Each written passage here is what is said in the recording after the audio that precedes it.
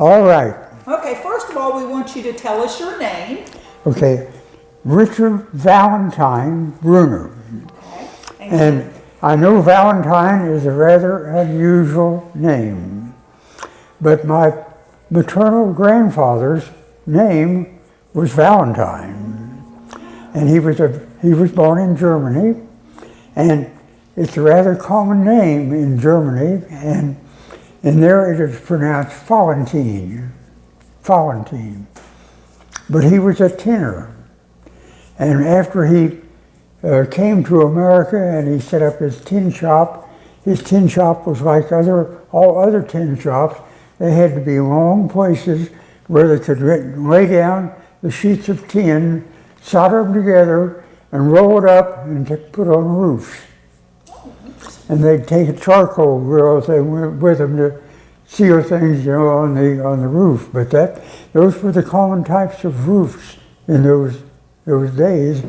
And so he advertised as Val Roth Tinner, But anyhow, that's where my name Valentine came from.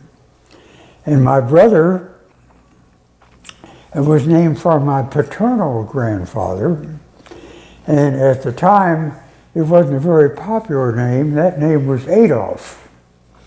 And but that was Adolf Brunner, and he had come over here and joined with his brother, who had started a store down on 2nd and Market Street, that later became popularly known as Candyland. Right. But it was really the Brunner building, and there were two buildings. And the floors were not equal, but they were two separate buildings, but they were occupied. My father said they always advertised as the only store in Southern Ohio with 6 floors and 2 basements. But anyhow, that was my family background. And he was born in Switzerland. And later on, I had an opportunity to visit the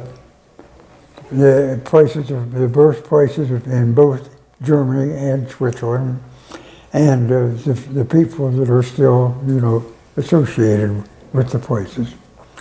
But I've been very fortunate in being able to do those things, and I had my daughter, my oldest daughter, who has long since passed away from her cancer. She spent quite a bit of time because she worked in Switzerland for 3 years, and she really researched all these places, and so when we would go to visit, she knew where to take us.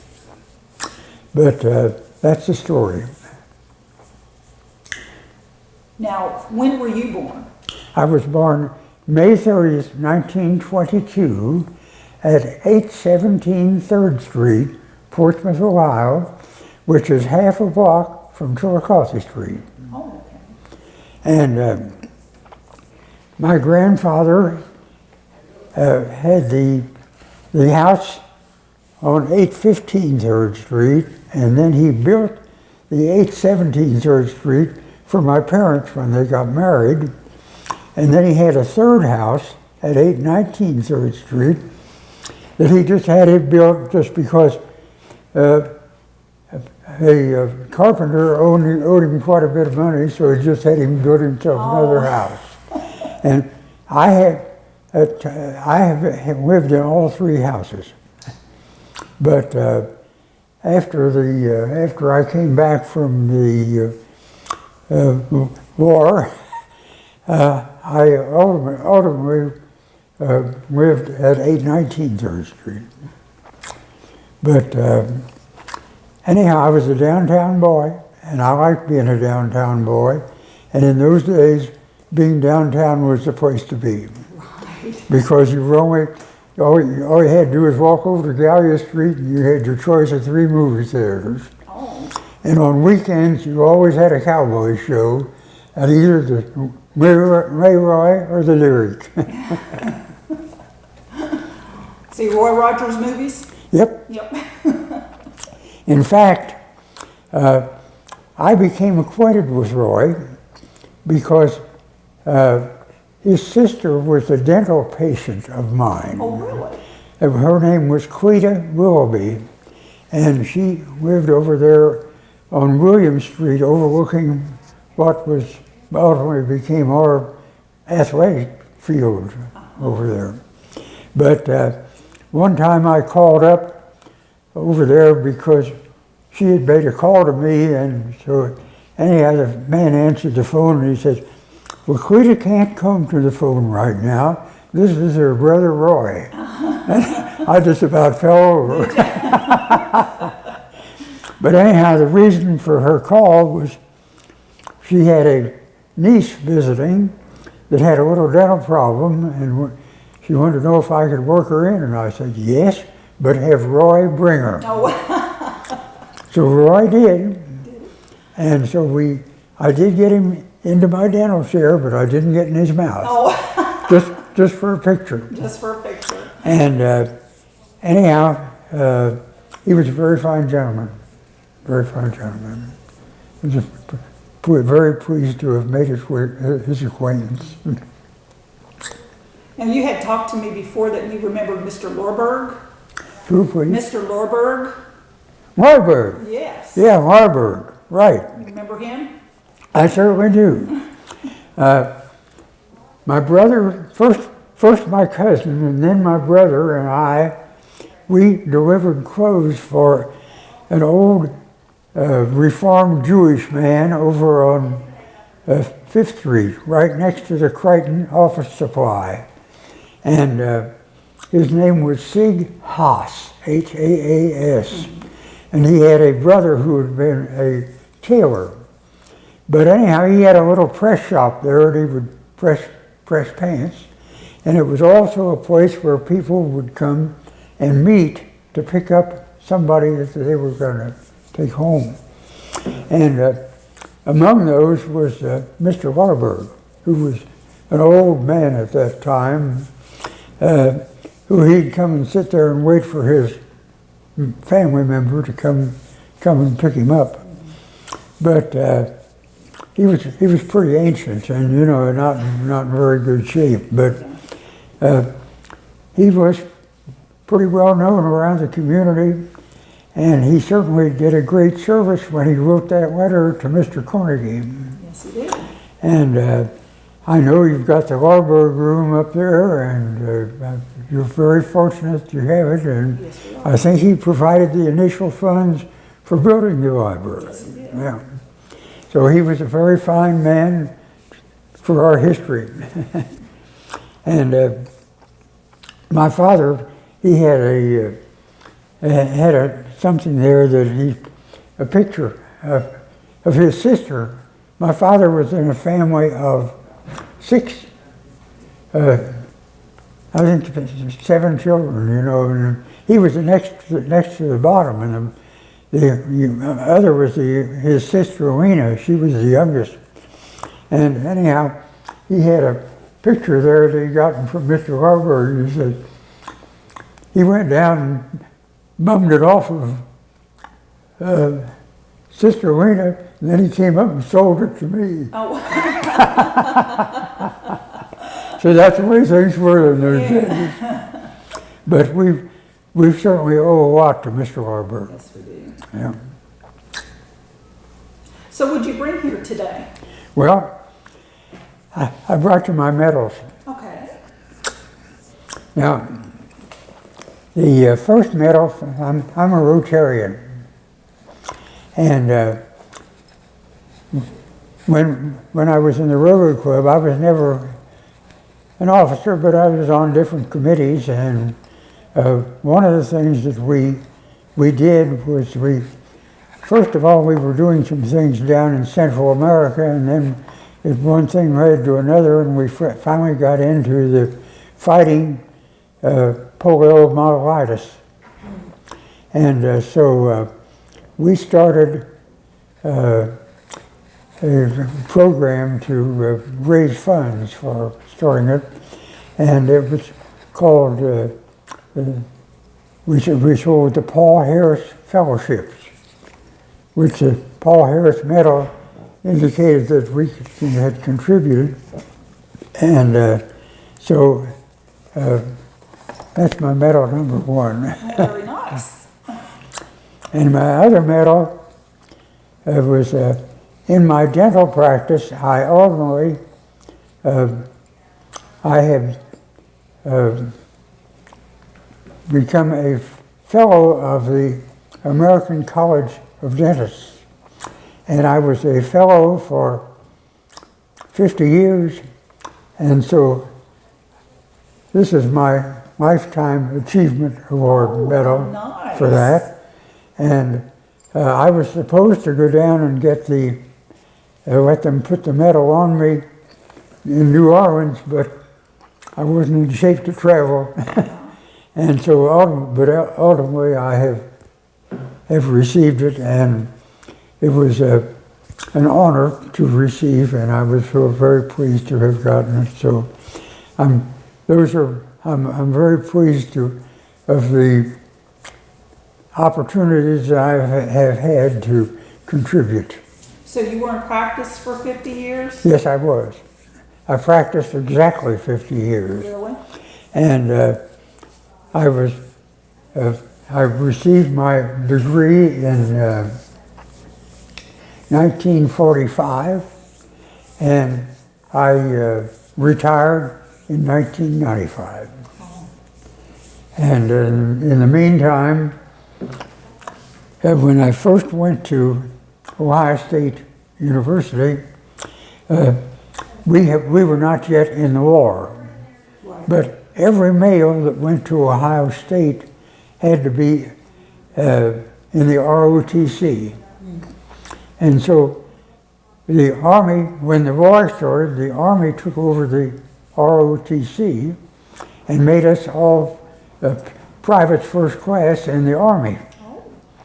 And so I was in the Army while I was, where I got, and my dental education was provided by the Army because of the war.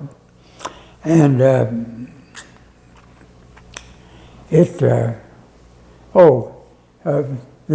but now the war had progressed to the point where it was winding down, and the Army didn't need any more dentists, so they gave us what was called the convenience of the government discharge.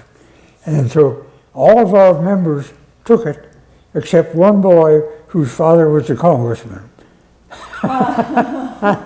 And he didn't, but anyhow, once we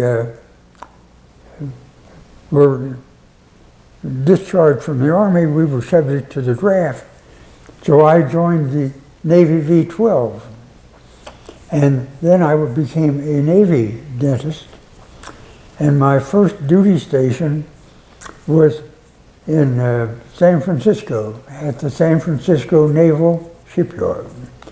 And so I was there for a little over a year and managed to get my girlfriend to come out there and got married. And then I got my orders to Pearl Harbor, and I thought I was going to be at Pearl Harbor, but that was just a pass-through. And then I ended up in Tientsin, China.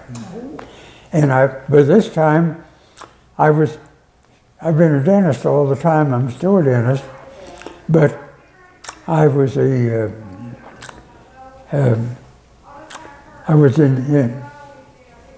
I was attached to the Marine Corps.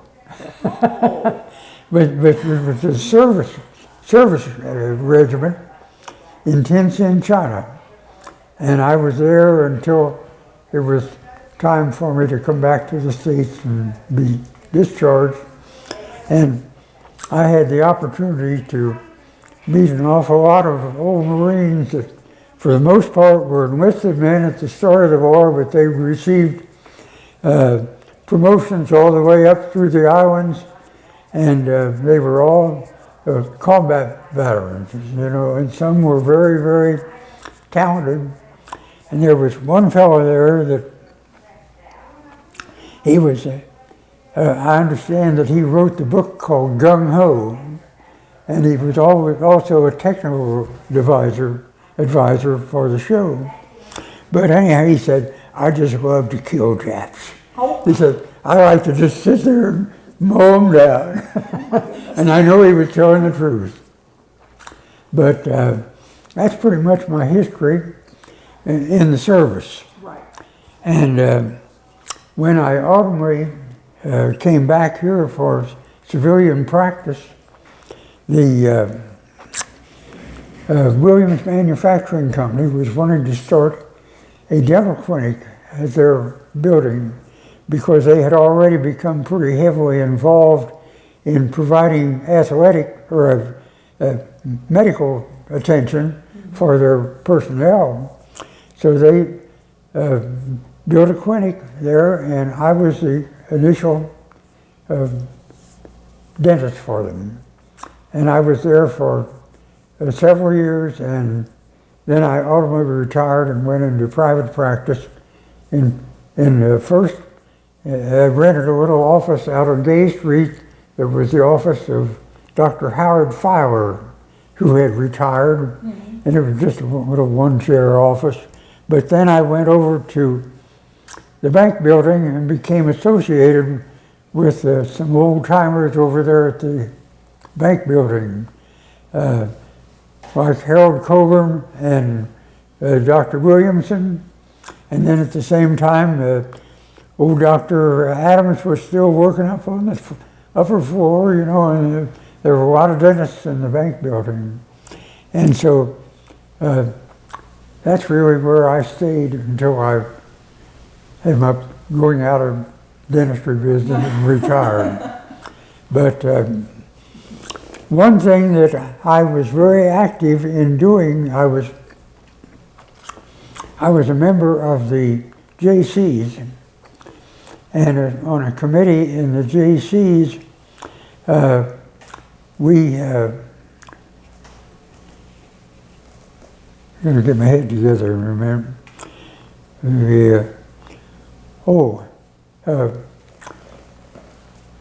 I became chairman of a committee to try and fluoridate the drinking water, which was a very controversial thing at the time.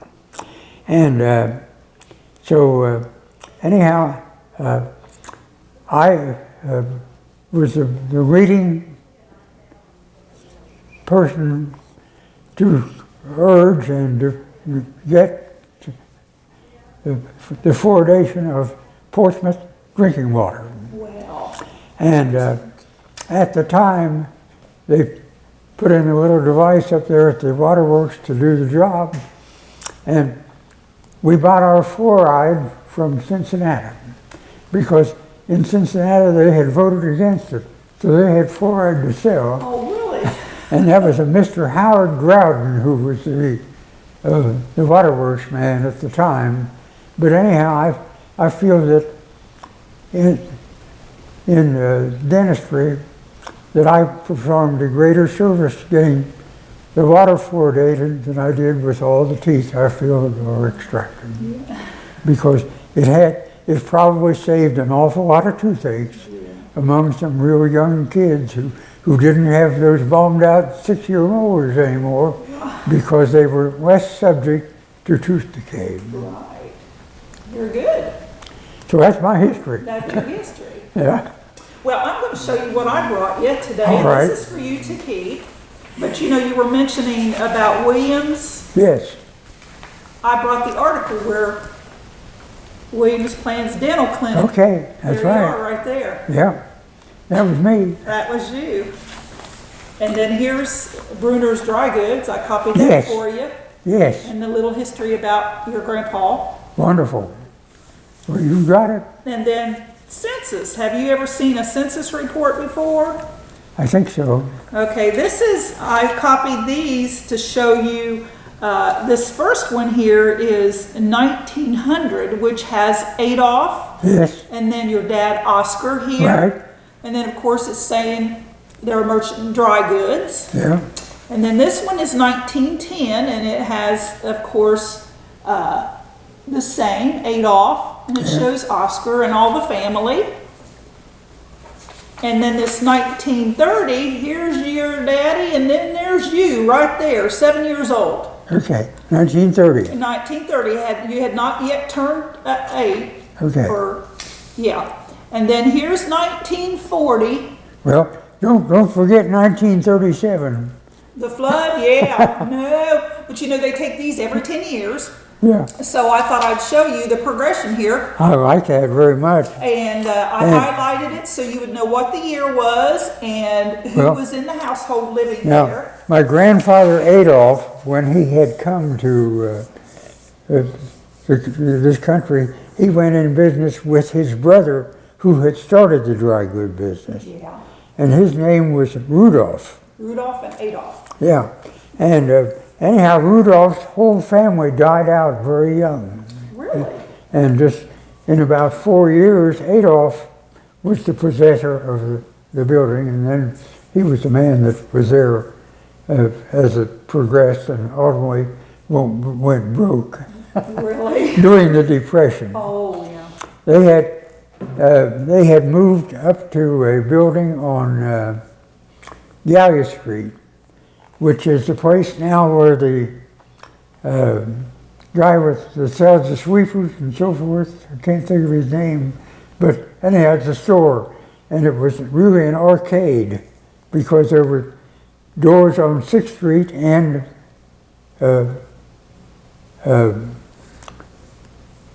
Gallia Street.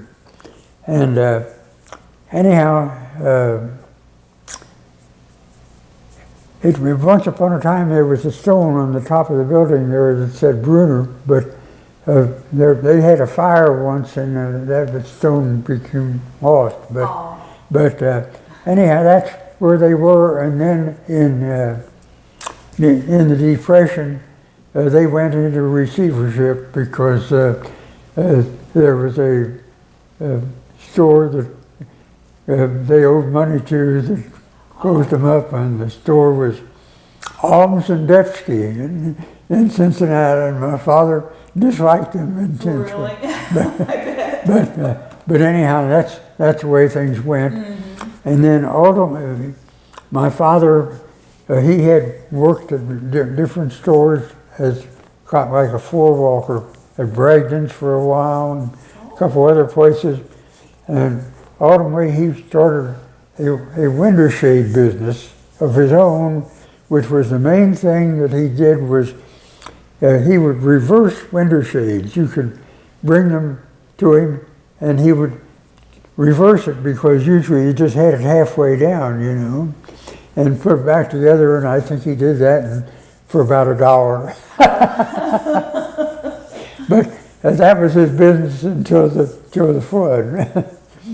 And my father and brother and the dog and I, we started out in this second floor of 817 3rd Street, but the high water got to us, and we went into a boat over to the 2nd Street that took us out to the hilltop, where we stayed until the water went back down and things got dried out. But you all have seen River Voices. Yes.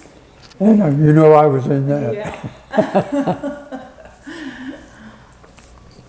Well, that's pretty much the story of my life. That's the story of your life, huh? And I've been a very fortunate boy. Mm-hmm. I feel I've been very, very fortunate. You've seen a lot of changes. I've seen a lot of changes, and most things have turned out pretty good to me. Well, that's good. And except cancer has been very devastating in my family. Oh. Yeah. But that's not unusual. No, it's not. And I sure wish we could do something about it, but it continues. Yes. Yeah. Yeah, I have my wife,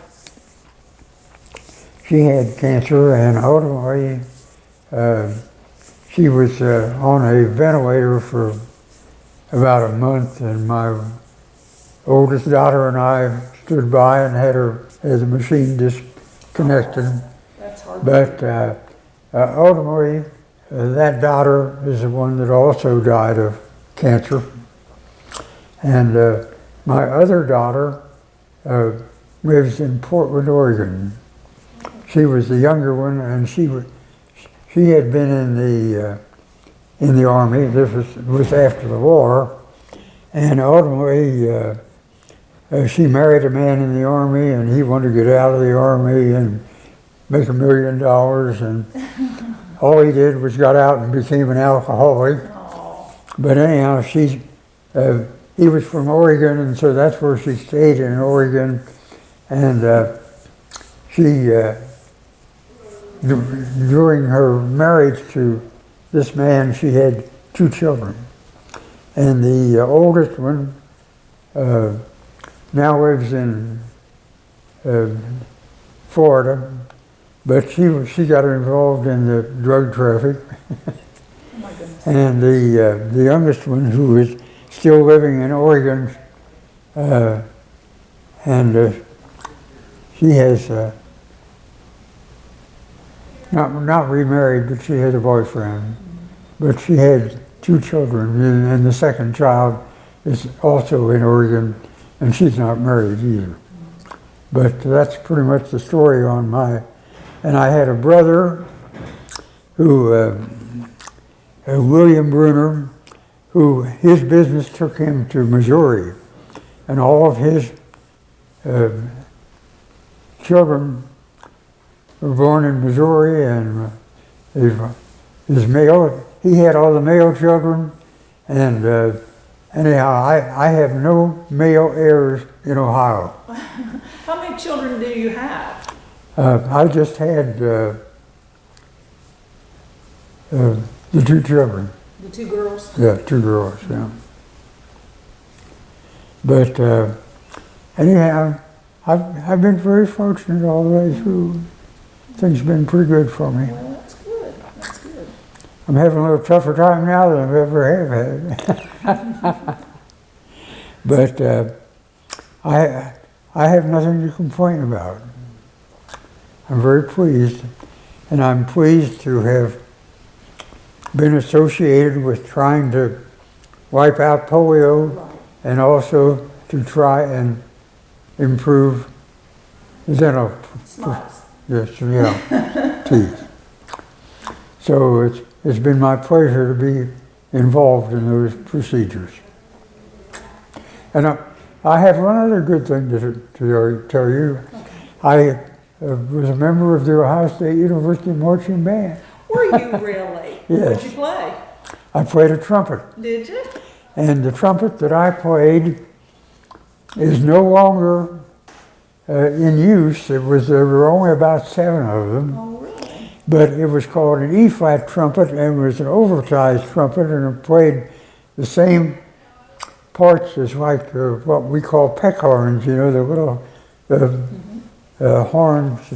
And anyhow,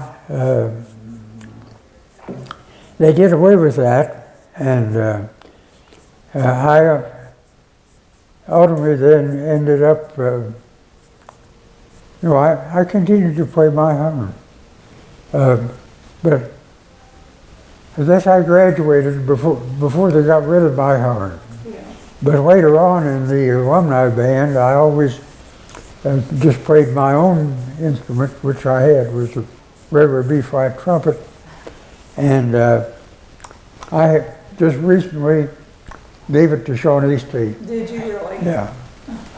And I gave it with the hope, and I still hope, but it doesn't seem like it's going to happen, is I want Shawnee State to have a football team, but they don't have a football team.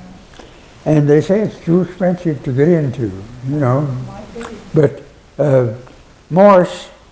Dr. Morris was opposed, and apparently the new man is no more favorable either.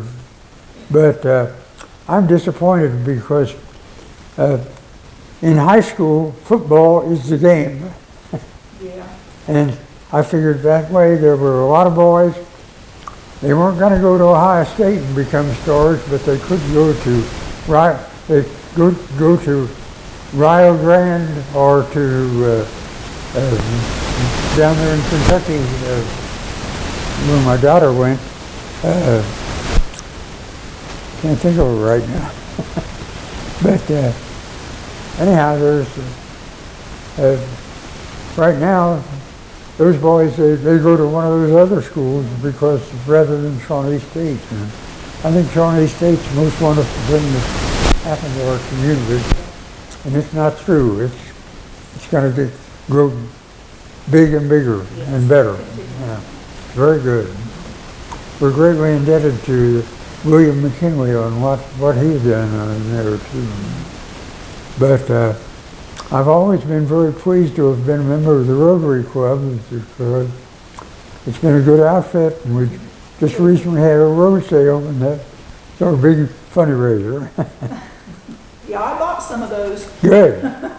They're beautiful, aren't they? They are. Yeah. They're beautiful. Yep. Well, that's pretty much the story of my life. Well, we thank you for this opportunity, Dr. Brunner. Well, I'm very pleased to have been honored and be someone that you would want to hear from. Yes, you have a lot of history up there. Yes, I've got quite a bit of history. Yeah. And I've had an enjoyable life, Well, that's great. except for cancer. Yes, that's And understandable. that was also in my brother's family. He lost his wife due to cancer, and he just passed away a year ago. He was a Army veteran of World War II, and he ended up in a veterans hospital, and his job took him to Missouri, the company that he worked for, and anyhow he ended up in a veterans hospital in Missouri, and he's buried in a veterans cemetery in Missouri. He died last April. Yeah. William Brunner was a good boy. But his family, his oldest son got